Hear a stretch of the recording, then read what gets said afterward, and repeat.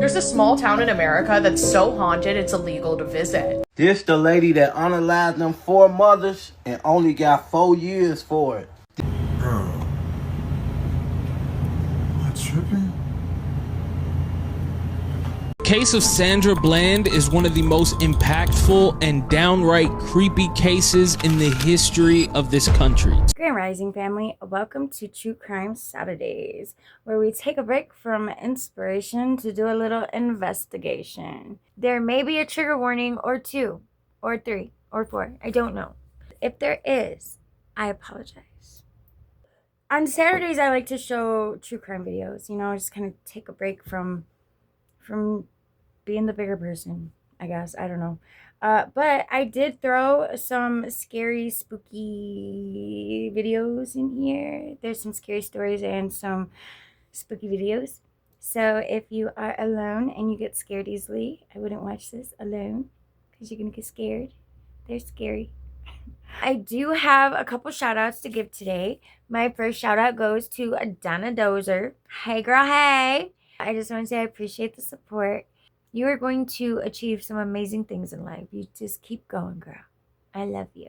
My second shout out goes to Sunny Waltz 5414. You commented on my reel and we go to class together. So I just wanted to say thank you and I appreciate your support also. Let's get into our affirmation for today. I trust my ability to unlock the way to my dreams.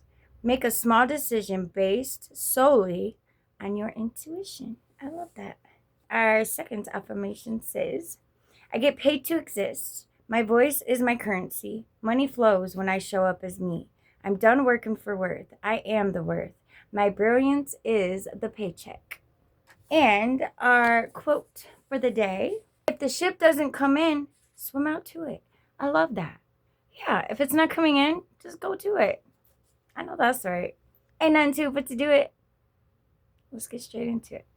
You know about the Turpin family story? I just ran away from home. It's one of the most scariest things I've ever done. I'm terrified. I called because my 2 little sisters... They literally imprisoned their For what? in their house. Nothing. Born and got imprisoned, fam. There's 2 parents that had 13 kids. Those kids couldn't go outside. They were fed once a day. One day, the mom and dad decide to give them like a deactivated phone. So when they're out, they can call them just to see if they're inside, right? Yeah. When they misbehaved, they were to the bed. Usually in the night, one kid out of the 13 would grab the phone and go onto the Wi-Fi. This is her first time seeing the internet. She would scroll for hours. And then she realizes what the outside world is. This is crazy how she escaped. One guy on the internet comments, why do you only dance at night? It's because our parents don't let us go out. They don't even feed us properly. The guy's like, that's not normal. You should call 911. She didn't even know what the police is. So one night she's like, okay, this is it. Yeah. She grabs the phone, a mail envelope. I'll tell you why that's important later. Jumps out the window, starts running. She's outside and she calls the cops. They go and raid it, right? Yeah. You know why the envelope was so important? Why? Because the police asked her, where do you live? My address is 92. So now you just gave me a whole bunch of numbers. You didn't give me any kind of street name there. Oh, okay, I'm sorry. That's your zip code. The address. She's been locked up so long, she doesn't even know where her address is. Boom, they go in, they see all the chains, all the kids. Oh, that's messed up. Poor babies. That's sad. I took this photo the summer of 2011. This is on my grandparents' property, very rural Western Oregon. The only other people there at the time were my friend, the mom of 2 of these girls. The girl on the top left wasn't physically there with us. My grandparents bought the property in the early 70s, no history on it. Their first house burned to the ground just a few years after they built it. You don't just mean that dark-haired girl in the back. Yes, she wasn't there. You're kidding. You're kidding. That's insane. That's wrong on so many levels. Nope. So when we get closer to it, it is definitely what any good horror movie filmmaker would want to achieve. She would go into battle with Samara and possibly win. That's eerie as all get out. The smile is so menacing. Scary. Because it definitely seems like an insincere smile. It seems like a threatening smile. Yeah, no. And she's wrapping her arm too. Oh yeah, you can see her hand above, like she's holding onto the tree with claw-like fingers. Just the history of the property is giving me like no-go vibes in the way of the house burned down in a freak accident a couple years after it was built, and it was the first thing built on the land. It's like almost like something is seeing these little girls, and it's like and emulating them. Yeah, and it's like I need to look like a little girl, which is horrifying. That's the last type of entity that you want to be around, is one that's able to take form this well, with such detail, like down to the shirt. It's like a floral kind of pattern on her shirt, and that's it's hella creepy. That's too specific. Is super creepy. That is creepy. Like, there's people who go missing. You know that whole thing? They go missing, they get turned into McDonald's. There's a whole thing where pets, I don't know if you guys ever saw this. There was a guy who owns the largest pet food company, and he owns all the kibble. And when a pet would pass away at the vet, they would take that pet, put it into kibble. Same thing with sick people. It gets really weird. And that's the thing, all of these fast food companies, because I don't want to just say that this fast food company is this, it's all of them. They're all owned by the same people. Like, you look into all the companies and all the fast foods, Chick-fil-A, Wendy's, Burger King, McDonald's, Popeyes, Subway, all of it, it's all owned by the Rockefellers. It's all owned back into this book. Like, just straight up, that's just what it is. It's all owned by the same things. It's all owned by the Federal Reserve, the Rothschilds, and the Rockefellers. It's always the same thing. So when people are like, oh, I went to Wendy's and I bought from this. No. You bought from the same companies that also own the other companies which are trying to poison you. It's all the same exact thing. They're all owned by the same people. It's umbrellas. And they're not trying to poison you. They are poisoning you. Why is nobody talking about this photo? See, in Southeast Asia, there was a giant sinkhole that researchers noticed had its own ecosystem. I mean, inside it had its own body of water, its own clouds, rivers, lakes. It had a self-sustaining atmosphere. Don't mind these, I was just fixing my car. Let me get rid of them for you. Pretty good.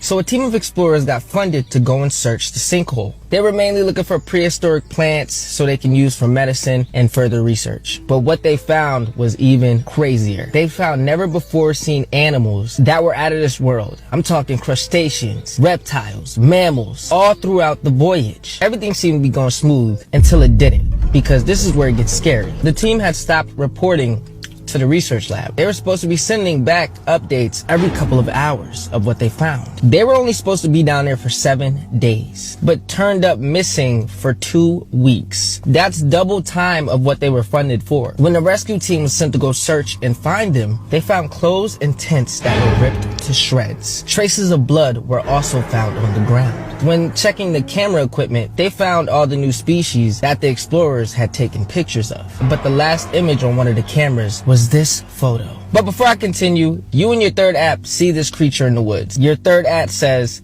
"Don't worry, I'll protect us." Let me know who it is, and let me know if you believe you're safe or doomed with them on your side. But from the picture, scientists concluded that it is bigger, stronger, and possibly faster than us. And their worry is that there might be more of these, and the sinkhole allowed them to escape and be released into the outside world. What if that is what skinwalkers are? I remember the case of 36-year-old Jarrell Davis, who got 16-year-old Zariah died pregnant and somehow forced her 18-year-old boyfriend Jacree to unalive her and the baby. Now, I did a deep dive and I realized this was really a scheme that Ty set up. Stay with me and I'll explain. See, it starts here. I can't figure out the relation, but these two are cool, and their whole little plan was he date the girls first because they're really around his age. Mind you, he's 18. 2-3 months in, he break up with the girls, and his plan is to come along and save them from emotional damage. How do I know this? Because they had another victim that was 17 years old, so I'm going to call her 17. See, again, 17 dated Jacree here for 3 months. He broke up with her, and then Jarrell came along. Unfortunately, 17 was a victim of Stockholm Syndrome because she stayed around this man, and I guess she thought she loved him. Her mom was looking for her day in, day out, but she could not find her baby. And how do I know that? Because when Zariah got desperate within her situation and she did not know what to do, she reached out to 17's mom and she explained her situation. She said, "I'm pregnant." I told him I'm pregnant. He blocked me on everything, but before he blocked me, he said if I told anybody, he would unalive me. She then told 17's mom, she said, "I dated Jacree before for at least 3 months, and then I started dating Jarrell." 17's mom said, that sounds exactly like my daughter's story. 17's mom then asked Zariah, can you tell me the location where this man takes you to so I can find my baby? Zariah say, I really don't know because it's always dark, but I can tell you that it's around Jacrete posters. I don't know what that means because it can't mean missing posters if he's 18, right? So I'm still trying to figure out that part. Now, I don't know what triggered the two, but they decided, hey, July 4th gonna be the day we unalive her. So they picked her up from the homeless shelter. She brought a blanket, her pink tumbler, like she was just comfortable. She told them she was going for a walk. She really instantly got in the car with these men. She started texting one of her friends, and she's like, they just driving around the city like we're really doing nothing. We're not going anywhere. They eventually take her to a park, and July 5th, the very next day, police find her unalived in the park. Her and the baby was deceased. They look at the footage and they see this man walking out the park, going back to the car where Jarrell was. They will later discover that 17 was with them when this occurred because he took 17 to the crime scene. And on July 15th, when they arrested Jarrell here, 17 was with him, so she was rescued the same day. And they also recovered her pink tumbler that was in his truck. So yeah, these two have been charged with 2 counts of first degree unaliving for Zariah and her baby. And of course, we'll be back to discuss whenever they go to trial and whenever they get sentenced. That's sad. Prayers to her family. This 14-year-old boy raped a 91-year-old woman and was given 15 years in prison. So this guy's name is Jesse Stone. He was 14 years old when he committed the crime. And in Florida on June 9th, 2024, a 91-year-old woman woke up at midnight in her home and found that someone had broken in. The intruder then began to beat the 91-year-old and eventually afterwards fled the scene. And in November of that year, after months of investigating, investigators finally made an arrest. And the person they arrested ended up being a local 14-year-old boy named Jesse Stone. Now, according to authorities and the investigation, Jesse actually knew the 91-year-old woman, and he stopped by her house to talk to her frequently. I don't know if they were neighbors or something like that, but he was known to the victim. And then for some reason on the night of the assault, Jesse snapped. He broke into her home around midnight, and yes, like I said before, violently the victim.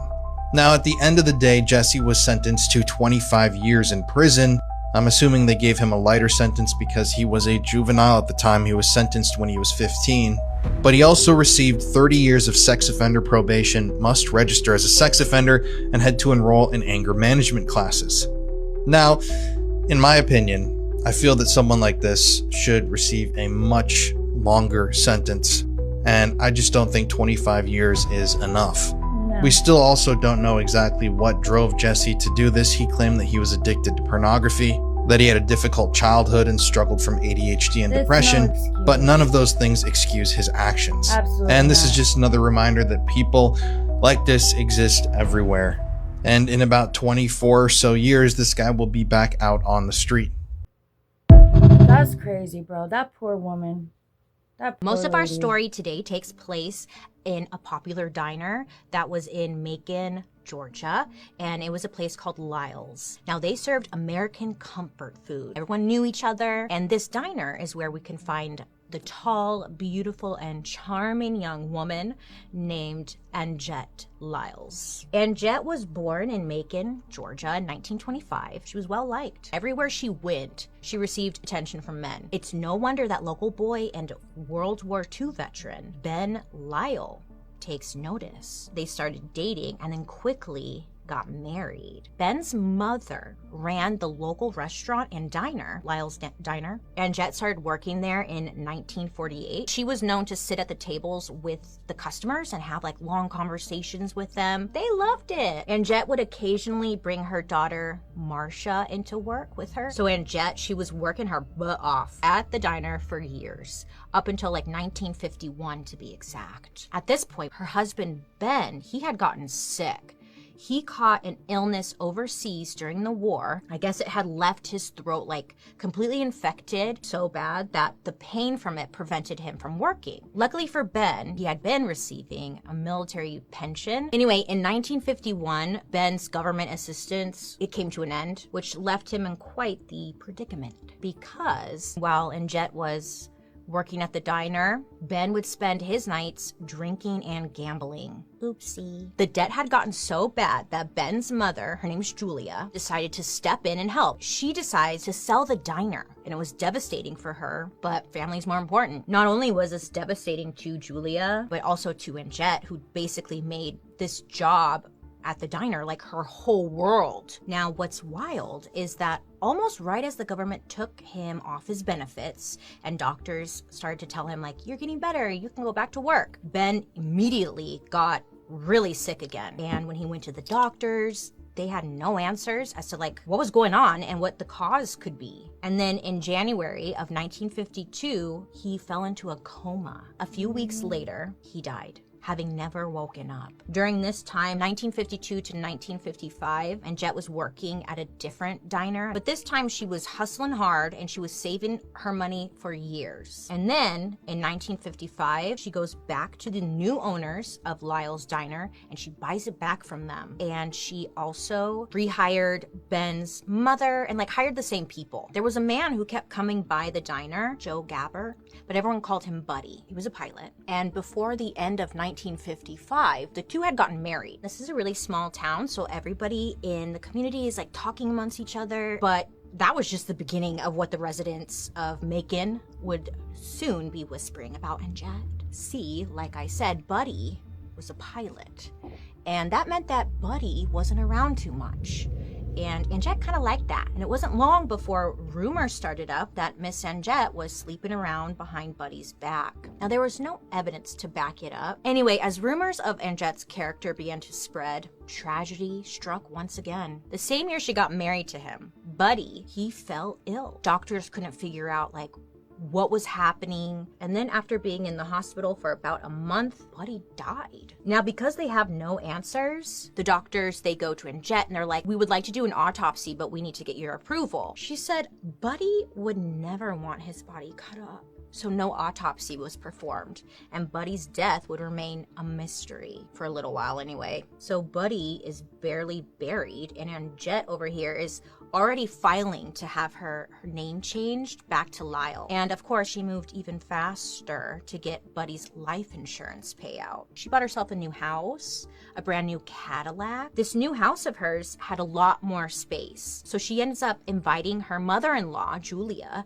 to start living with her and the children. Behind closed doors, there were rumors that the relationship between Anjette and her mother-in-law, Julia, was a little rough, to say the least. Julia was a woman of a certain age where a will should definitely be considered. And I guess Anjette felt like it was her responsibility to pressure Julia into writing a new updated will. Julia would tell Anjette that she really did not want to think about her own death and she didn't want to do this will, so she kept putting it off. And I guess that made Anjette like a little nervous because Julia still had another son that was alive, and if Julia died without a will, everything would probably go to that son. I didn't know there was a part 2, but Anjette did it. Bro. Am I tripping? Ooh.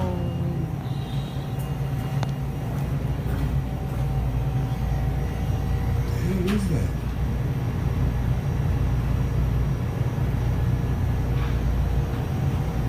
Nah, man. Bro. Nah, bro, what the f? Ooh. Why does that look like a person? Bro.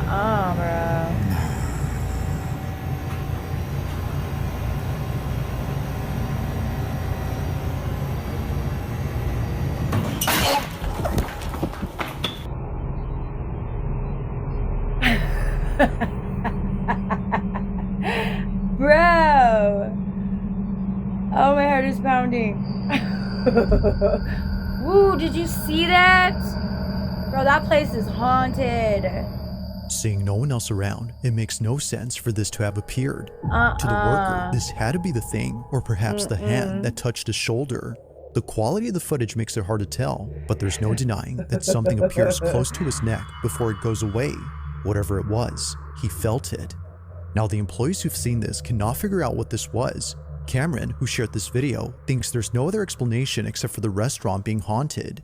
There have been more than a few times where something unexplainable occurred here, but despite these two videos and all the others, it's the following footage he shares that I think is perhaps the freakiest. Yeah, that scared the shit.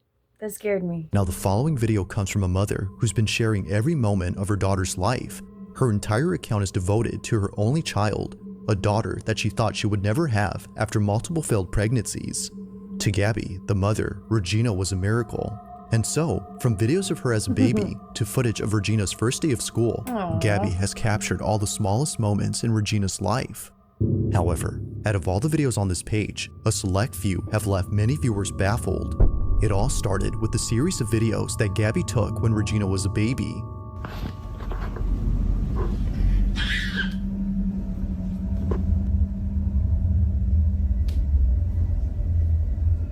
During this time, she would often crawl to one hallway inside her house and just stare at it. Now, this wouldn't be so strange if it weren't for the fact that she would continue to do this throughout the years.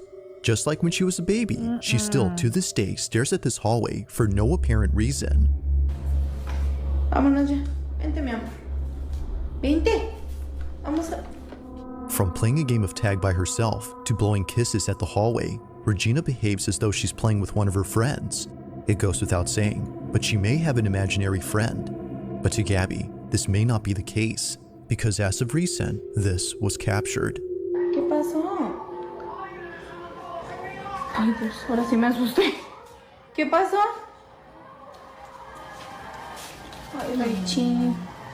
Mira, apunta para allá. ¿Qué, mi amor? Vámonos. ¿Qué, mi amor? ¿Qué hay? ¿Qué pasó? Ven, amor. Ven, amorcito, vente. Venga, mi niña. It's okay. Unlike before, Regina has been acting differently towards the hallway. Gabby's most recent videos involving the hallway show Regina being creeped out, and not a single video appears to show why that is. Or at least, not to Gabby's knowledge. It wasn't until recently that many people started to comment on a certain video that she randomly took one night. It was a short clip of her daughter doing her nightly routine. But according to viewers, if you look closely, you'll notice what it is that's been scaring Regina. This is what she caught. Día número 19, intentando...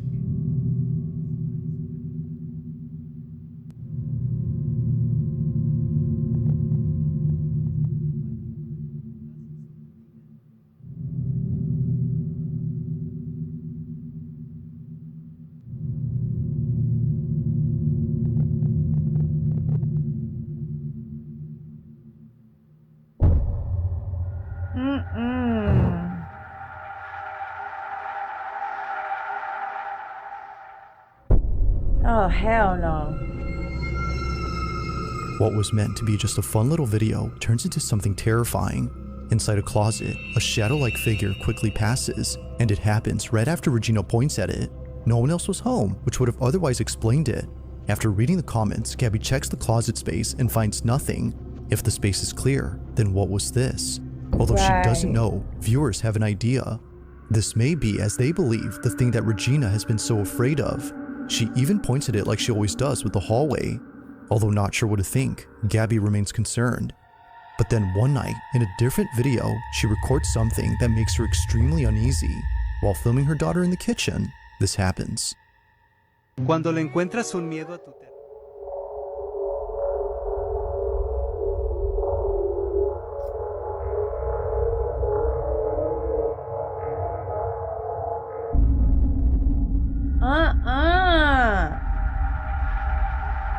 Like previously, a passing shadow is seen, but this time in the same space as Gabby and her daughter. This figure, whatever it might have been, passes from one side to the other before seemingly disappearing. If no one else was home, as Gabby states, then who was this? It's hard to say, and it doesn't help that neither Gabby nor Regina had noticed it. Given all that's happened, the question arises, just who or what was caught on camera? Gabby has yet to know, but she continues to be on the lookout for any strange recordings she accidentally captures. Until then, she has no explanation for this or her daughter's sudden fear of the hallway.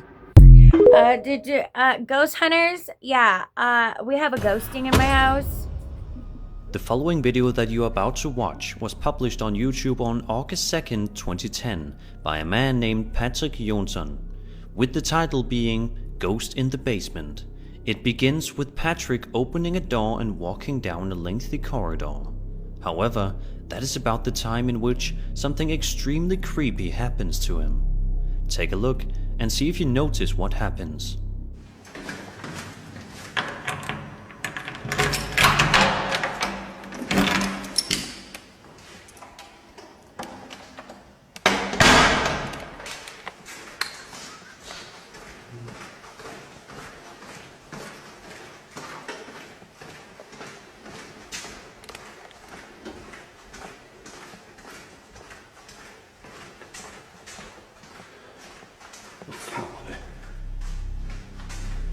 What's up?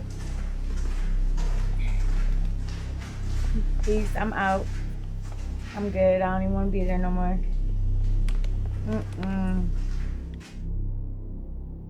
As he proceeds to walk down the long hallway, a strange black shadow figure, or ghost, seemingly brushes by the wall before vanishing into thin air, which causes Patrick to say, "What the hell was that?" in Swedish. Patrick then looks left and right to see if the ghost can be seen anywhere else, but he has no luck in finding it once more. What do you think Patrick saw in his basement that day? Do you think it was an actual ghost roaming the halls, or was it something else? Tell me what your opinion is in the comment section below.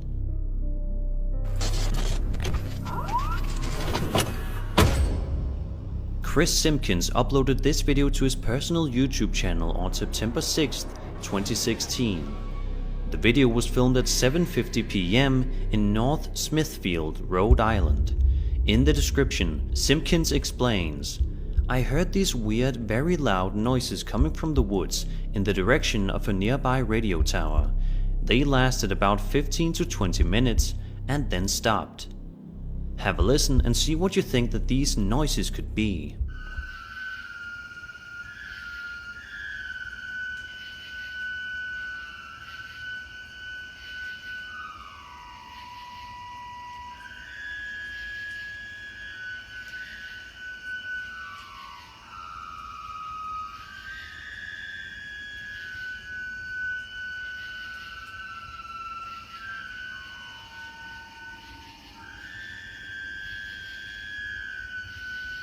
I have no idea.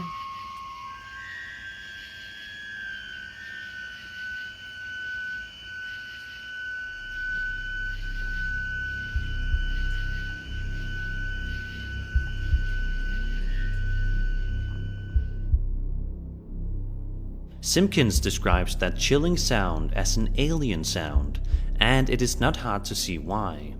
The strange, otherworldly whooshing would make a lot of people suspect it to be aliens, and considering the fact that this was heard late at night near a radio tower, anything is possible. Then again, it is also possible that this was just some weird radio sound and nothing more. Either way, it is safe to assume that nobody would be comfortable hearing sounds like this late at night in the woods.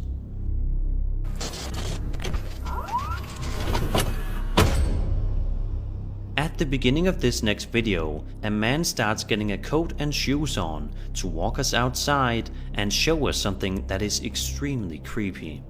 After gearing up, he picks up his camera and begins to walk outside for a few minutes with his dog before stopping to listen in for a noise that he heard earlier.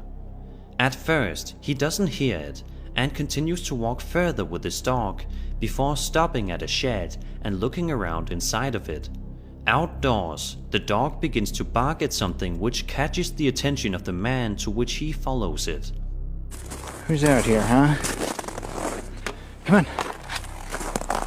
I'm not hearing it now, but we were definitely hearing something, weren't you, Doug? Come on. Nothing in here. What the hell? Hey, come on. Come here, you chicken. Well, you got something? Sake, where'd she go now?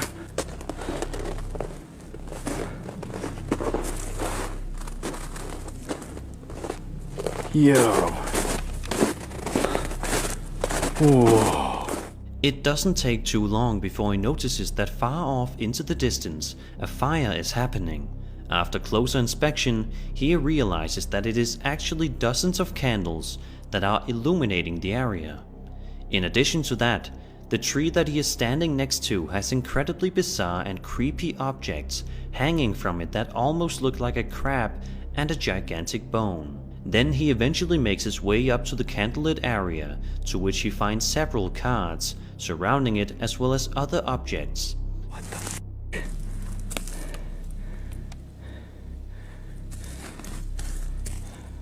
What?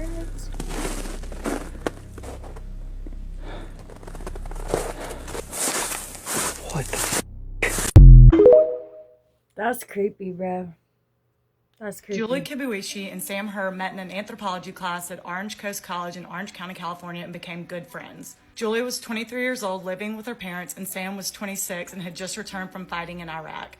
On May 21st, 2010, Julie was having dinner with her brother when Sam started texting, asking her to come over, but the texts were very unusual and they started getting weirder and weirder. After dinner, she went over there. When she didn't come home the next day and her mom couldn't get in touch with her, she called the police. At the same time, Sam's parents were trying to get in touch with him too, and every time they called, it went straight to voicemail, which was very unusual. So Sam's dad drove the 30 minutes to Sam's apartment to check on him. When he got there, he made a terrifying discovery. Come on, sir. There's a body in my son's apartment. There's a what? A body. A dead body. A dead body? Are you sure, sir? I can think he's sure, man. I'm sure. Okay. He's cold. Okay, hold on just a minute. Is it someone that you know, sir? I have no idea who she is. I don't know what's going on. Does your son know who it is? He's not here. Jesus, honey. Okay. Do you know where your son is? No, I don't. I told his phone's off. Okay. He found Julie dead on Sam's bed, and Sam was nowhere to be found. After police discovered the text Sam had sent Julie the night before, and after they did a criminal background check on Sam, Sam becomes #1 suspect in Julie's murder, and now there's a manhunt for him. They asked neighbors Dan Wozniak and Rachel Buffett, and they said they saw Sam the day before with a guy they didn't recognize. Then they got a hit. Sam's debit card was used at an ATM and a pizza restaurant in Long Beach, California. They were finally on his trail. But when cops checked the footage at the ATM, it was not Sam using it. Once cops figured out who it was, they were led back to Sam's neighbor, Dan Wozniak. Dan tells them that Sam confided in him that he killed Julie and Dan helped him run away. But after a jailhouse phone call to his fiancée, Dan is forced to confess that he did much more than help Sam escape. And police learn that Sam is not a suspect at all, he's a victim. We cover all the details in this twisted story in episode 58. Click the link in our profile to download now. Everybody's talking about how the Grand Canyon has a gateway to Egypt, but more people need to be talking about how the Gadianton Canyon literally has a gateway to another dimension at the end of it. It's said that early settlers of Utah used to avoid this area at all costs. And even the Book of Mormon says that legions of evil spirits guard the end of this canyon. And not just that, there is literally 4 accounts of people passing through this gateway into another dimension. 4 girls in May 1972 were returning home from an annual rodeo. They decided to take a shortcut off of Utah Highway 56, and the shortcut led them through the Gadianton Canyon, where they said that the road abruptly ended into a rock wall, so they turned around. They said as they came out of the canyon, everything looked different. They were no longer surrounded by desert, but instead by lush green landscape. They kept driving and they saw a building on the side of the road with a neon sign that looked like it was written in a different language. And there was a crowd of people standing outside the building. They said as they got closer, they realized that the people outside weren't humans. And the girls started to panic. They turned around again and drove back the way they came, where they said 4 egg-shaped vehicles started chasing them down the road. And even though they were topping out at 80 in their Chevy Nova, these things were catching up with them and driving around them. They said these things chased them up until they got into the canyon, and once they came out of the canyon, everything was back to normal. But they had lost control of their vehicle and crashed. In the police report of the crash, they said that there were no skid marks from where the car crashed. There was only about 200 feet of tire tracks in the sand, even though they traveled almost 2 miles off the road. Do you think these girls went into another dimension? Possibly. What do you think? You guys.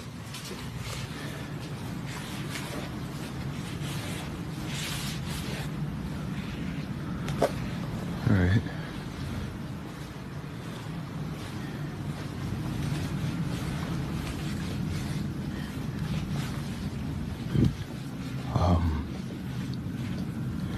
Just to, I don't know, let you guys know this school was built on a cemetery. I don't know if that helps my situation or not, but previous janitors that have worked here have tried to tell everyone that, you know, every night something happens, some spooky shit, I don't know, paranormal or whatever you want to call it, but yeah, I didn't really believe them until tonight. I was in here cleaning up after some students had thrown a party, but what's been freaking me out is this one right here. No matter where I'm at in the classroom or what I decide to do, it just follows me. And do your thing, you stupid balloon. I got you on camera now, so let's just, see? Ooh, shit. That right there. Ooh. I'm out of there. I'm leaving. Nope. I get another job. Hell no.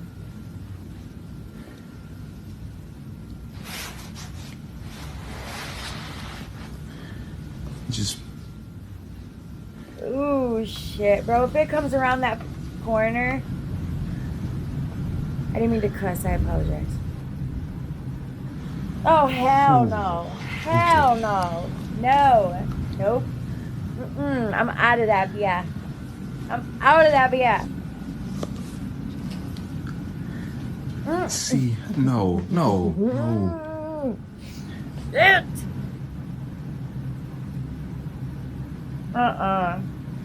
Hey, bro, and he's not making it follow him It because just follows me no matter what.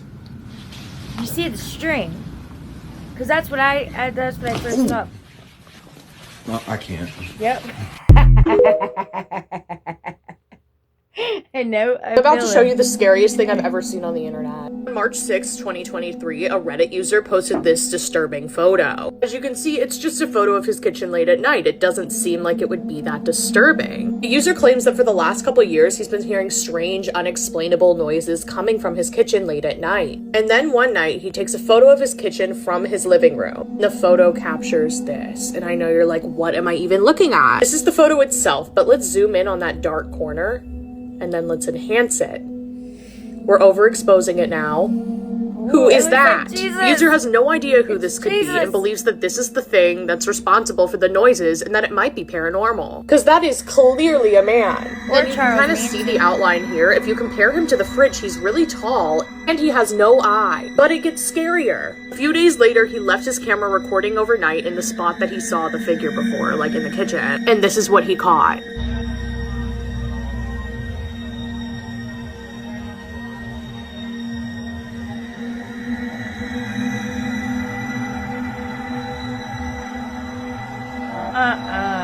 Nope. So clearly that is like a figure moving in the dark, but look what happens when you up the exposure. That's crazy.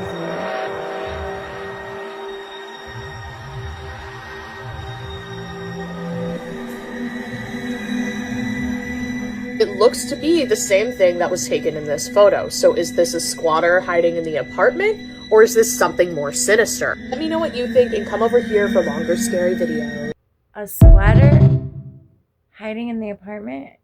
Case of Sandra Bland is one of the most impactful and downright creepy cases in the history of this country. So Sandra Bland was a 28-year-old civil rights activist from Illinois. While in Waller County, Texas, she was pulled over for a very minor traffic infraction. Things escalated and got out of hand super quickly. I just want you to take a quick watch of this video. You okay?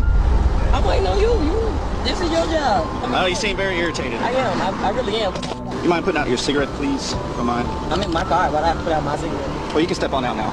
Step out of the car. No, you don't have the right. Step out of the car. You do not have the right to do that. I do have the right. Now step out or I will remove you. And I'm calling my I'm going to yank you out of here. Okay, you going to yank me out of my car? Get out. Okay, touch it. Get out of the car. Get out of the car! And then you I will light you up. Get out! Wow. Now! Right, yeah. Yeah, let's take this to court. Let's Go ahead. For a failure signal. Yeah. So when this footage was originally released, it was released in like a 50-minute long full segment, right? But it was believed that it was doctored by almost everyone who's seen it because it had loops of the same thing playing in it. So she was in jail for a total of 3 days, right? But then this is where the entire case turned on its head. On July 13th, 2015, Sandra was found hanged in her cell. Jail ruled it a unaliving of herself, right? Yeah. But her family and the world didn't believe this was true because she had just gotten a new job offer. She was super happy all of the time, and she made phone calls while in jail and seemed super excited about the future and about getting out, right? But then this next moment changed everything. This photo was released of Sandra Bland. Everybody all said the same thing. Everyone believes she is this photo. What? Which was taken on the day of her intake 3 days before she was allegedly found dead, which would explain all of the inconsistencies and lack of surveillance footage of her. If you look at this photo, there's a couple of reasons why people believe that she's dead. First of all, if you look at her eyes are clearly not focusing on the same thing. And it appears as if the eyes are edited. It lacks color consistency. And then the biggest one of all, if you look at the way that the shadow is cast behind her, the shadow is cast as if a light is coming from directly in front of her, which would mean that she's laying down. And then if you look at the way her hair is flowing, her hair is falling down as if gravity is pulling it toward the ground. The majority of the world has come to the understanding that this photo is not showing Sandra alive. Some people believe that she died prior to ever getting to the jail. Some people think that she died from whatever happened to her while she was in the jail. But the majority of people who see this photo do not believe that Sandra Bland was alive in this picture. That's sad, bro. This is real footage of Lori Shaver walking down the aisle to marry her new husband after murdering and burying her previous husband in her backyard. This all started in 2015 when 36-year-old Michael Shaver mysteriously disappeared in Florida. His friends and family immediately became worried, but his wife Lori claimed that he abandoned her and the kids and that he wanted to start a new life. However, Michael's friends and family tried to get in touch with him but could never reach him. Eventually, Michael messaged his close friends and family and asked to be left alone. Then, not even a year later, Lori meets a man named Travis Filmer. They quickly got married and they had this beautiful ceremony with both their friends and family in Lori's backyard, which was this huge 5-acre property. At this point, 3 years go by since anyone's heard anything from Michael, and no one has filed a missing persons report. It wasn't until one day his close friend noticed that Michael was uploading very strange photos on Facebook, and he felt like something was off, so he asked police if they could go to his house where he lived with Lori and do a welfare check. The officer went to the backyard, which again was this huge 5-acre property, and described having this weird feeling. He said that Lori's demeanor was completely calm, like she had nothing to hide. And then he notices a cement slab with the outline of what appeared to be a human body. They quickly got a search warrant and they began digging in the backyard, and it wasn't long until they found Michael's body buried under the cement, which turns out was actually poured with the help of Lori's new husband. Her new husband testified and said that he had no idea that Michael's body was laying there and believed the story that Lori was telling everyone. So this entire time, Lori was the one logging into Michael's Facebook and uploading all these strange photos and responding to his friends and family pretending to be him. Now, things get even crazier because when Lori was arrested, she pled not guilty, and her defense tried to pin everything on her 7-year-old daughter, claiming that she shot her father while trying to defend her mother. The jury was not convinced, and Lori was convicted of second-degree murder and was sentenced to life in prison. That's crazy. But life doesn't mean you're in jail It's for all life. morning and I don't have time for this today. Stop. Hey buddy. I got too much going on. You gotta cut it out. Oh shit. Okay. Just gonna set it up with towels and we'll just let the phone roll.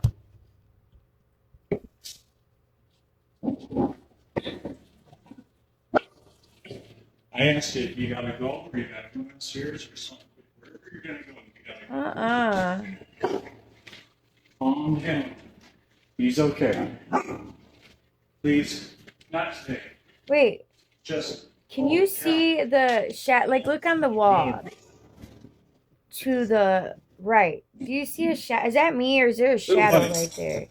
Do you see that? Can you see that shadow? Bro, it looked like somebody was walking up the stairs. Listen, I know I'm not crazy. I saw it. That's creepy.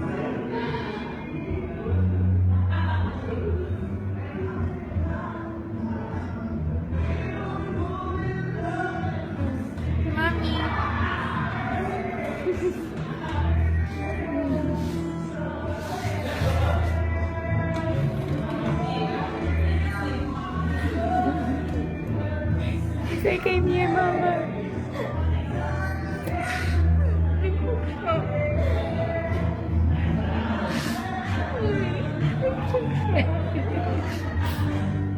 Yeah, because we don't really die. Just this body, this physical body dies, that's it.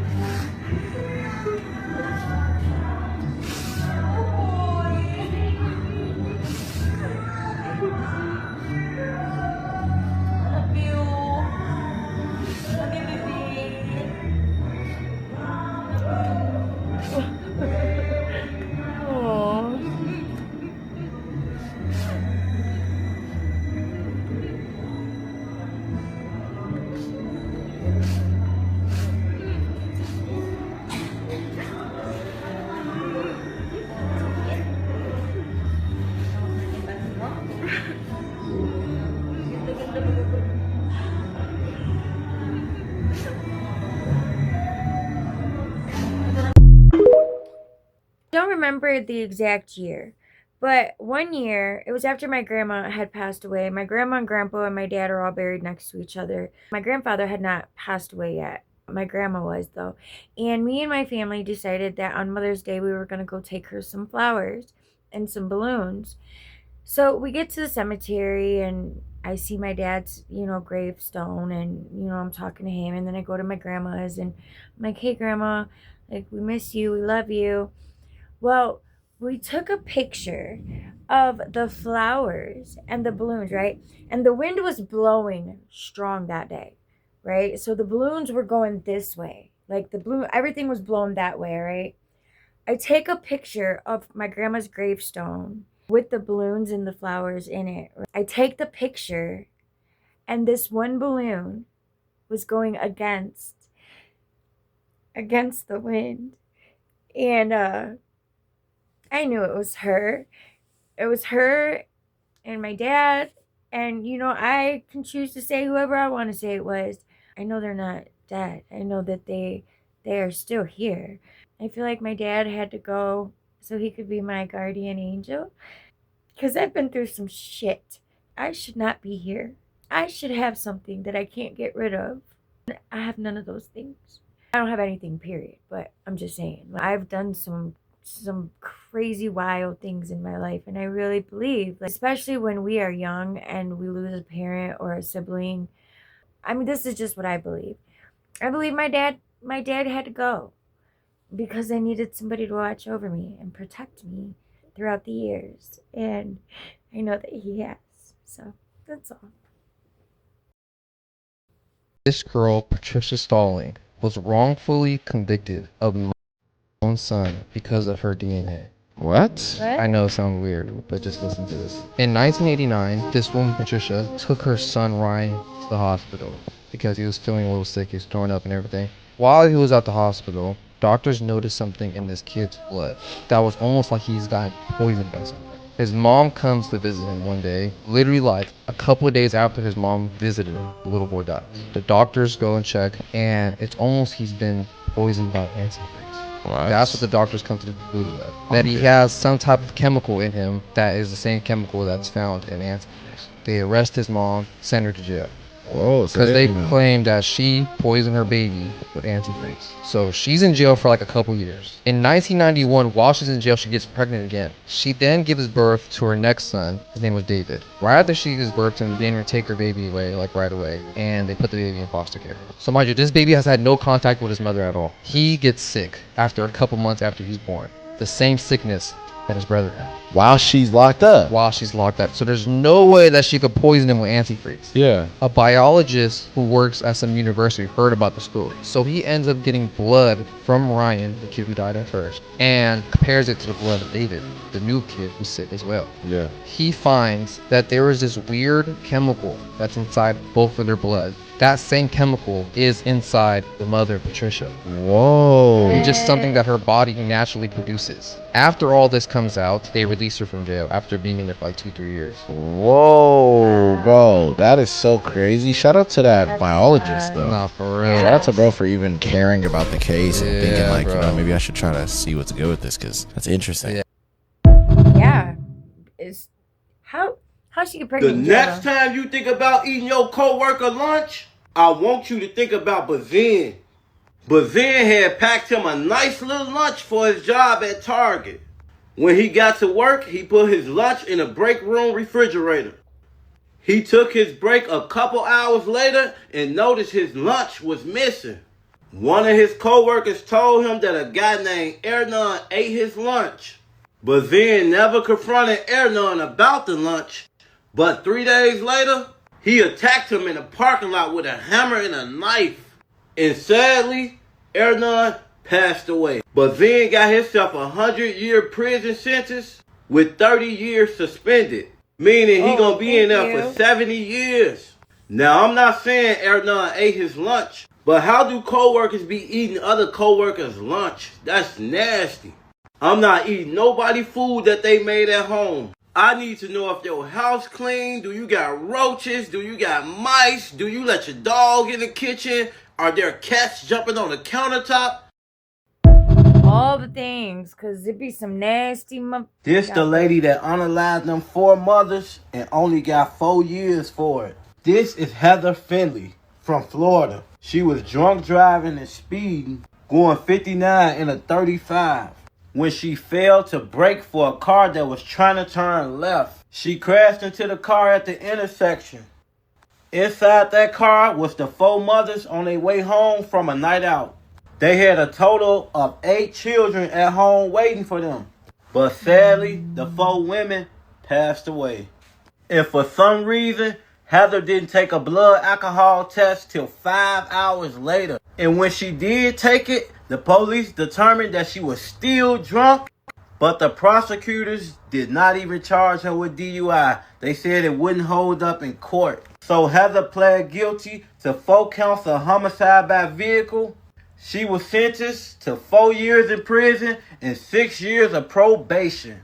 Now, I don't know what type of super lawyer this lady had, but can anybody explain to me how this lady only got 4 years? I'm gonna tell you this: if the colors were reversed, do not watch this video at night. This will freak you out. In the photo behind me is a man named Cody. And while he was home by himself, he was starting to experience some very odd things. He was hearing noises, and it was pretty clear that he thought someone was in the house. And by the way, the footage that I'm about to show you was recorded by him. When he walked over to the bathroom, the lights were flickering.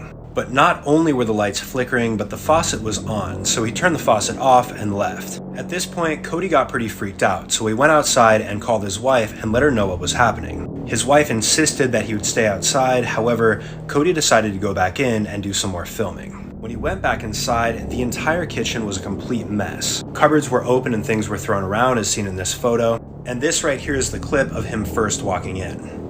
When Cody watched this clip back, he saw something absolutely terrifying in one of the frames. This is the still frame. Can you see it? This is what he saw looking out from the corner of his daughter's bedroom door. If I were Cody, I'd be selling my house and moving out immediately. Me too. No. There's a small town in America that's so haunted it's illegal to visit. Dudleytown, Connecticut was an 18th century settlement in a place called the Dark Entry Forest. That is actually its name. This is a picture of it, and it's also supposed to be haunted. Bland's curse allegedly stems from this guy named Edmund Dudley. He was a British nobleman who was executed for treason by King Henry VIII. His descendants were reportedly plagued with misfortune, including madness and mysterious deaths. His curse followed the Dudley family when they immigrated to Connecticut from England. Legends say that this curse brought about random lightning strikes, plagues, people losing their sanity, and then seeing shadowy creatures in the woods. Because of how crazy this curse was, the entire settlement was abandoned. Dudleytown is now strictly off limits. It's illegal to enter. Now, it is important to note that back then, a lot of people were eating moldy rye bread, which led to hallucination. They believed like strange occurrences and curses were happening, and sometimes it turned out it was just because of the bread. So could this be one of those cases, or do you think it's actually haunted? You know, I live in New York, so maybe I can like go around the area, not break any laws, but like I could go around the area, make a video if you guys are interested. Interact and let me know if it'd be worth my time. Come over here for longer videos. Yes, please, and thank you, Gracie. Grace. This is one of the only real videos believed to come from the dark web.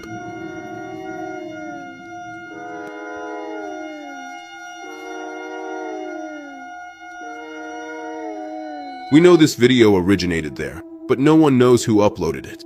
In the footage, we see a young woman completely frozen in terror, curled up in a corner. The only thing we know for sure is that she is inside the Paris catacombs. For those who don't know, beneath Paris there is a massive network of underground tunnels stretching across the entire city. These are known as the catacombs. Officially, only a small part of these tunnels is open to the public as a tourist attraction. Long ago, they were used to store the bones of the dead, but people eventually discovered illegal entrances, and many decided to explore the forbidden sections as an adventure. Unfortunately for the woman in this video, something went terribly wrong. A creature with a human-like shape, but deeply disturbing, can be seen moving just a few meters away from her, as if it is searching. So what do you think it is? And if one day you decide to visit the catacombs and encounter something like this, run. Tell me what you think in the comments. And subscribe if you want to see more stories like this. Wonder how did the camera get set up like that? Did she do it? I actually could not sleep after watching this. So in 2017, a hiker named Gary Hinge went missing while hiking in the high desert of Nevada. His truck was found 55 miles from where he started his hike, and there were barefoot prints leading to the truck that seemed to not be from Gary. Now, Gary took videos of all of his outdoor adventures, and they found that a few days before he disappeared, he actually posted a video where he talked about finding a scary cabin in the woods and getting a really bad feeling from it. And how the morning after he found that cabin, he saw barefoot prints outside of his campsite that were not his. And then search and rescue found Gary's camera in the woods near where he was camping, with his hand attached to it and the rest of his body missing. And the footage on that camera and what Gary saw in those woods is horrifying. So this is a horror movie called Horror in the High Desert that's shot like a documentary. Also, you should follow me if you want more recommendations on what to watch. I watched it on Tubi, but I just saw that the whole thing is available to watch on YouTube. I will say it's a little slow at the beginning, but it's worth it because the last 20 minutes are truly chilling, and afterwards you should send it to a friend and tell them it's just a documentary and see what they say. That's creepy. His dad found his 6-month-old son being eaten alive by rats. He was being eaten by rats? Yes. This happened in Indiana in 2023, so this was super recent. Damn. Police ended up getting a call one morning super early. The family was saying that their baby needed help, so police go to the house. The first thing they notice is how filthy the front of the house is. It looks disgusting. So they go inside the house. The dad's there, and the mom is there as well. And they had, I think, 3 or 2 kids that were like toddlers at the time. The baby in question that was 6-month-old is in this basket or a cradle. They go over to the baby's body inside of the cradle. The cops look at him and immediately they start like kind of freaking out. They're like, are you serious? Like, what am I even looking at? The baby's still alive. Oh my god. But the baby has like, bro, over 50 bite marks. All over like it. Huge bite marks from rats. And the rats were eating this baby so much that they basically nibbled all of his fingers off. Oh my god. Yeah, bro. Especially his right hand, all the fingers were gone. They nibbled it down to the bone, they said. So they're still looking around the house and the basket is filled with blood, bro. He's like laying in a pool of his own blood, the baby. The EMTs eventually arrive at the house and they take the baby out of the crib. They put it inside the car. The baby literally needed a blood transfusion and had to get its right hand amputated. Damn. Yeah, because of how bad bad. It was already like his hand was done, bro. Yeah. The man, David Schwannebaum, he ended up getting arrested for 16 years for child neglect. Damn. And the wife, her name was Angel, she got 9 years for basically being a part of it and not saying anything. Yeah. You know, because she was an accomplice. So. He was like the main caretaker. For yes, the kids, right? Pretty much. Yeah, he was the main caretaker. Somehow, bro, I don't think 16 years is enough. Bro. Me neither. Not at all. Not at all, bro. Like, why didn't you pick the baby up and get it out of the bed? Spoonfuls like, what is of wrong with people? force-fed to students by this elementary school teacher in California. This is Mark Burnt, one of the most disturbed in American history. So, for more than 30 years before he was arrested, Mark taught at the Miramonte Elementary School in Los Angeles County. Yes, this is a photo of him with a student. In 2011, authorities began investigating Mark because of some disturbing photographs that were turned into the police. The photographs showed children in Mark's classroom with their eyes blindfolded and their mouths covered in tape. And some of the photos, sorry, I'm literally gagging recording this, and some of these photos showed Mark offering these young children, elementary school children, girls, a blue spoon full of a milky white liquid. Investigators believe that this was Mark's own discharge. And they eventually found a spoon that matched the spoon in the photos in Mark's trash. It tested positive for semen, and when they did further investigation, it tested positive for Mark's DNA. Some of the photos recovered showed Mark holding children in his arms, putting his hands over their mouths. And in some of the photos, Mark had actually placed Madagascar cockroaches on top of these children on their faces and then photographed them. This whole investigation started when a local photo processing facility saw the photographs that Mark had turned in to be developed and then turned those over to the police. He was eventually charged with abusing almost 24 children from ages 6 to 10 years old, both boys and girls, and afterwards he was sentenced to 117 years in prison, meaning he will die in custody. Good. I say a lot, you know, we have to love it all. We have to love the person, not the act. But people like that, they make it so hard. I can love you if you're an unaliver. I can love you and see past what you've done and see the person. But when you mess with babies or you SA a female, especially an old woman, like how do you love people like that? You make it so hard, man. I think what it is like the spirits, like when you get like a scary, like that eerie feeling in your chest when you know there's nothing there, but you feel like something's there. Just love it and tell it that you love it. That's what I do. And it flees. It goes away. I'm not afraid anymore. When I'm like, I love you, I'm not afraid of you, it flees. I promise it does. Try it. Next time you feel afraid and you think that there's like a spirit around you that is not a good spirit, tell it you love it. The dark hates the light. So when you love them and don't give them fear, because that's what they want the fear.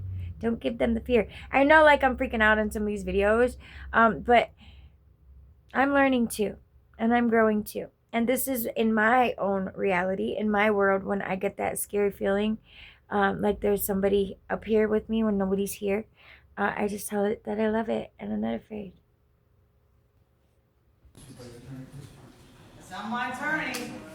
I need a military tribunal. This is a Satan synagogue. There's not a human in here. I am the only human in here. They murdered my husband. John F. Kennedy reincarnated. That's Shred Dudley. Here in the Collier County Jailhouse within the last 72 hours. He has been reincarnated, and I am not going to stand for this. I was Marilyn Monroe in the 1950s. What do you think's going on, United States military? Ms. Cook, you have a right to be here, ma'am. If you choose to act the way you're choosing, we will remove you. You don't have any rights. You're a VA. Oh, look at the hair on her chin. But ma'am, I know you can behave yourself because you did it through the trial for 5 days. I know that you understand what's going on because you participated with Mr. Coercion in your defense. It was a 4-day Satan synagogue. That's what it was. So thank you, ma'am. So we're gonna proceed with your sentencing today. You're here today, ma'am, because on December the 12th of 2025, a jury of your peers found you guilty of second-degree murder, and also. Why didn't you finish those words? That you personally carried. Mangled, reinvaded. I can finish those words. Okay, Ms. Cook, are you going to sit here and allow us to go through the sentencing because you want to participate? Do you wish me to go forward with your sentencing with you present, ma'am? Oh, Psycho, the Most High Judge, the all-knowing one. Okay. Ask me.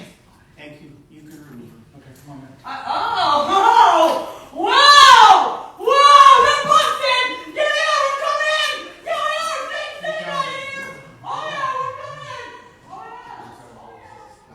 Kenyatta was at the Marathon gas station when a man named Terrell offered to pay her $60 for a good time. Kenyatta agreed to the deal and jumped in the car with him.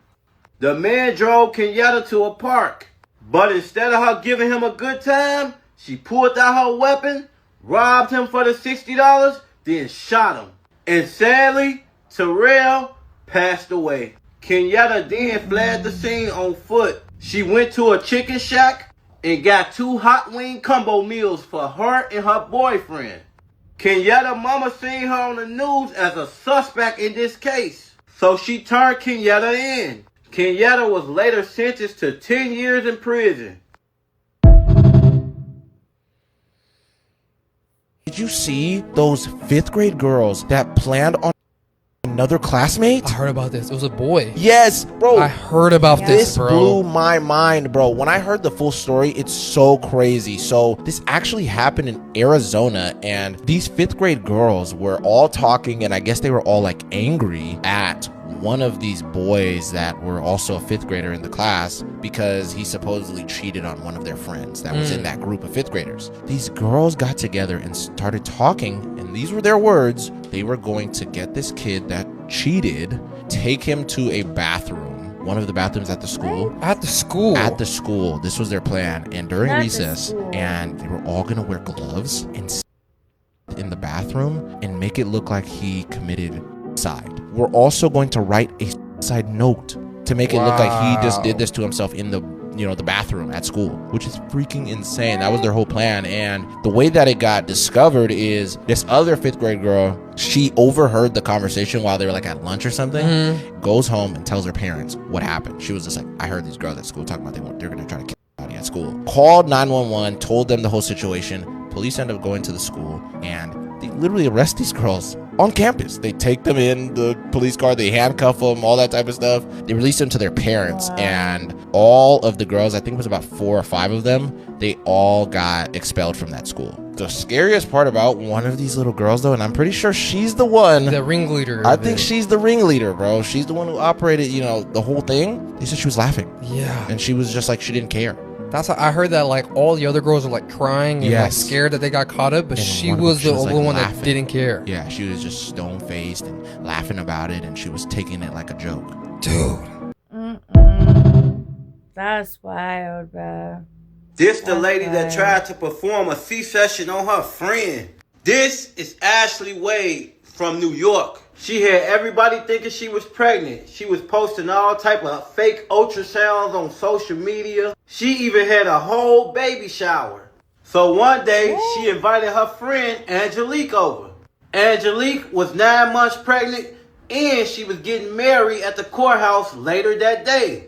So when Angelique made it to Ashley's house, Ashley ambushed her with a knife. And sadly, Angelique passed away. So then Ashley used that same knife to perform her little fake C-section. Thankfully, the baby did survive. And when Ashley's boyfriend came home, Ashley tried to act like she gave birth to the baby. But he knew someone right, so he called the police. Ashley was then arrested and charged. She was later found guilty of second-degree murder and second-degree kidnapping. She was sentenced to 40 years in prison. I can't believe that lady thought she was gonna live happily ever after with that baby. Right.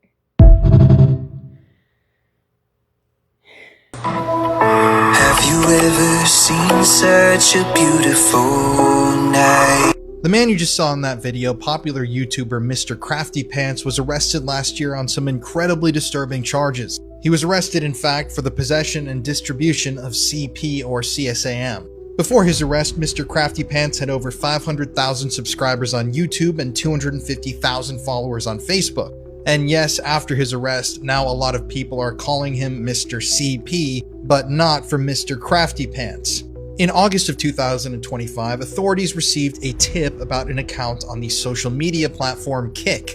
Apparently, this account had been sharing CSAM material. Now, according to a report, quote, according to investigators, 3 files depicting minors under the age of 12 and 3 files depicting minors over the age of 12 but younger than 18 were linked to Booth. Oh yeah, I forgot to tell you, this guy's real name is Michael David Booth.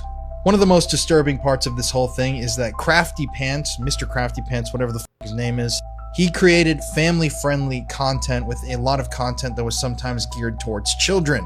Now, there is no resolution in this case yet, but I will keep you guys updated because, yeah, I really hope this guy gets punished to the fullest extent of the law. I have a zero-tolerance policy for pets, especially like this who have wide reaches on social media, who oftentimes use their accounts and their status as, quote, influencers to gain access to children or other predators. And I bet you Crafty Pants was actually... Did you guys all he hear could about think that of for the 911 CP. operator who got a call I bet it is. at 3:30 in the morning from an abandoned funeral home? If you didn't, I'm about to play it for you. But please keep in mind, this is a funeral home where nobody is currently working.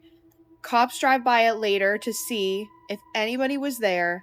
It's abandoned, the lights are out, nobody's working. And you can just very faintly hear someone talking. Hello, 911, this is Erica. How can I help you?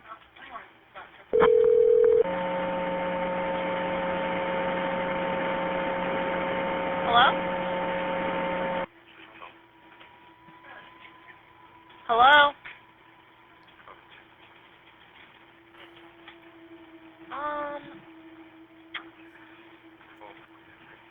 Hello?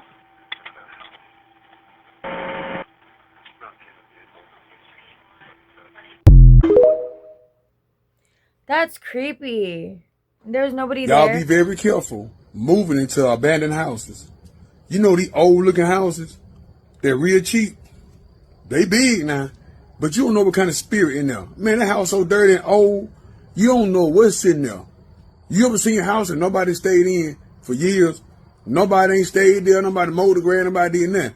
There's a reason people are not staying in certain houses, y'all. Because something in that house, y'all. It could be an electrical problem, could be rats or snakes, but yeah, it could be a demon in there. Unclean spirit love the house in darkness. That's where they house it. Yeah, that's where they stay at. And y'all don't be understanding this stuff, man. Y'all watch these movies, these folks ain't lying. These folks ain't lying, man. That stuff is real, bro. And it'll affect your children. Let me tell you something. When you move in a house and you start arguing with your spouse, your kids acting crazy, everything just going bad, you gotta be praying over there because it's something there nobody tell you. People are not gonna tell you what happened because they want their money. Man, people sell you anything, man, and have you going through hell the whole time. The truth hurt. Yep. He ain't He lying. thought he was speaking to a regular customer, but when he realized who it really was, everything changed. A night shift security guard was caught on camera having a conversation with someone or something that wasn't there. Who is he talking to? Dispatch to 329? 329, go ahead. Yes, sir. Who are you talking to? I'm talking to a early lady. I saw her walking by the store and she said she's looking for Mr. Griffin. Her name is Miss Abigail. Are you sure you're saying Miss Abigail? Like, she's been passed on for 2 years now. Come again with that, please? Miss Abigail is she died 2 years ago. You mean you can't see the person I'm talking to? No, there's nobody in front of you at all.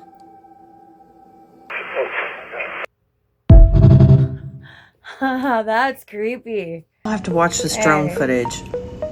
So somebody was flying a drone over Hart Island in New York and they captured this. Several people in hazmat suits watching an excavator cover up coffins. Y'all, this is absolutely wild. Apparently this footage was taken around the height of COVID, and New York City was burying people that weren't claimed in their hospitals in mass graves on this island called Hart Island, which is kind of weird to me. This seems more like zombie type stuff than it does COVID. Because why wouldn't you just cremate the bodies? That seems more civil than burying a bunch of people in a mass grave on an island. But New York even said that it's true. They have mass graves all over this island called Hart Island. And that's where they put all their unclaimed bodies and stillborns. Did anybody else know about this? This is creepy. That is very creepy. Very.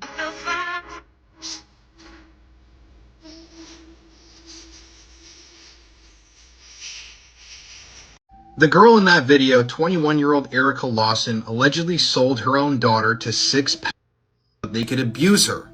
And after this assault was finished, the 17-month-old baby Elena died.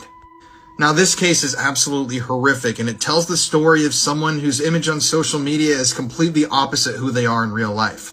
So on Erica Lawson's TikTok page, which is still up, she's posted a ton of videos featuring her and her daughter dancing around, seemingly enjoying life. But behind closed doors, Erica was a closeted drug addict. And since details are pretty sparse in this case, and a lot of this is still alleged, this is what we know. At one point in 2023, Erica allegedly sold her daughter to at least 6 men. And when 17-month-old Elena's dead body was discovered, she had been brutalized, beaten, and some people even say she was beaten with a baseball bat. Now, like I said, details in this case are pretty sparse, but from what I could find on news sources, there were 6 DNA samples that were sent off for further analysis. 6 more people, I'm assuming men, that will be charged with this crime. And it's been recently announced that prosecutors are going to be seeking the death penalty against Erica, meaning that if convicted, she could be put to death for this horrific crime. They should do that to all. How does this dumpster fire of a human being sleep at night? I was locked up with this girl right here. She did 9 years and 1 month in prison. And I did 9 years and 2 months in prison for burglary, stealing gold, melting it down, and reselling it. I was locked up with her in a Florida State penitentiary. I was actually in the same dorm with her. Her name's Charlie Eli. She was 18 years old when it happened, and she did it with 5 of her juvenile friends. One was 19, one was 20. But basically, most of them were juveniles, young adults at best. Her and her 15-year-old friend lured this boy to her trailer where they had 3 guys. One of the guys was the other girl's new boyfriend. The kid that was coming that was 15 was the other girl's ex-boyfriend, and they were feuding over the girl. The girl and Charlie lured this boy to her trailer where the other 3 boys were waiting, and they proceeded to beat him, pew him. He escaped and ran out of the house down the street, almost getting away till they clocked him over the head and drug him back into the house to finish the job. Then they broke all of his limbs, put him in a duffel bag, burned him in a huge fire, and put his ashes in paint cans, throwing them in a little creek that would lead to the Gulf. How the hell did I spend a month longer in prison for stealing gold than this POS who actually unalived, dismembered, tortured, and burned a 15-year-old boy over a girlfriend-boyfriend feud? It's wild, right? She actually got off of her life sentence and she appealed it, and she's running around like she got a second chance at life when she shouldn't have. And I am just disgusted. What kind of people are overturning this life sentence? While he was burning in the duffel bag, they were outside kicking a soccer ball on social media platforms, having a good old time, laughing, drinking, smoking. Pretty disgusting, right? All of them ended up getting life sentences, even the juveniles. And the one boy who was actually the new boyfriend of the 15-year-old girl, he ended up getting the penalty. They're all still in there, but somehow this girl got Jose Baez, who's Casey Anthony's old attorney, if you guys remember, to take her case pro bono. He appealed it and he won. He got her a 10-year sentence, of which she did 9 years and 1 month. I cannot be the only one that thinks it's wild that she spent 1 month less than me, who had burglary charges, in a Florida State prison. Like, what is that? It is all I have to say. Maybe I'm biased now because I have my own son, but you know what the weird thing is? A year after she got out of prison, y'all, she had a son. She had a son. I cannot imagine how she sleeps every single night knowing that she participated in taking the life of a 15-year-old boy when you gave birth to a son yourself shortly after you got out of prison. The audacity. She blocked me on everything because I did a story about her on my YT channel, but I know she has a TikTok. I won't be able to tag her, but if you guys ever run across her channel, please make sure that you do not support in any way. When Casey Anthony came on here and found supporters, started making money off her platforms that she's now monetized, it made me sick to my stomach, and it made me think about this individual, and I'm disgusted. In 2025, we are no longer supporting bad people, and particularly child. You're out of here. We're not giving you a dime of our watch time. Attention is currency now. We're not giving you any more of it. We're not monetizing them. We're not giving them platforms. We're not going to let them make money off of our views. Have y'all heard of this case? None of it. None of it.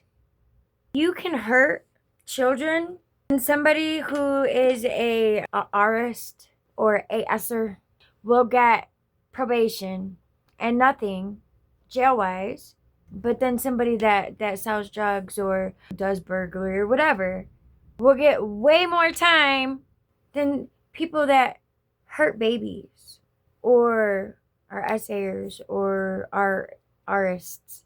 You know what I mean? I'm so over the justice system. We got to do better. We got to do better as a country, as a world, but as a country. We got to do better, America. We got to. Nobody's coming to save us. We got to save ourselves. But it starts with you. I love you. Thank you for tuning in to Crime Story Saturdays on Lighthouse Energy. I hope you enjoyed the videos. I threw some scary ones in there. I thought those were kind of creepy, so I just thought I'd throw them in there. I hope you have an amazing 24 and the best 7 yet. And I pray that divine radiates love and kindness and compassion and abundance and peace and joy and all the things over your life today, tomorrow, and forever. Till I see you in the next one. I love you.